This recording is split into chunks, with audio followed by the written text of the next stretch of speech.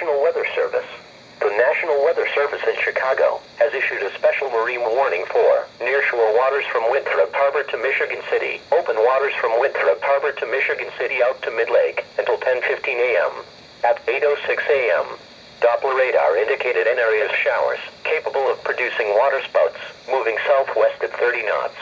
2 waterspouts were reported near Fort Sheridan around 7:45 a.m. Showers and thunderstorms can spawn waterspouts.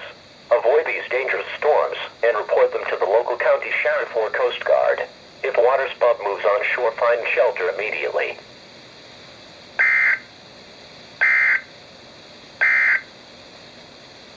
This is NOAA's Weather Radio, KX-41 Crystal Lake.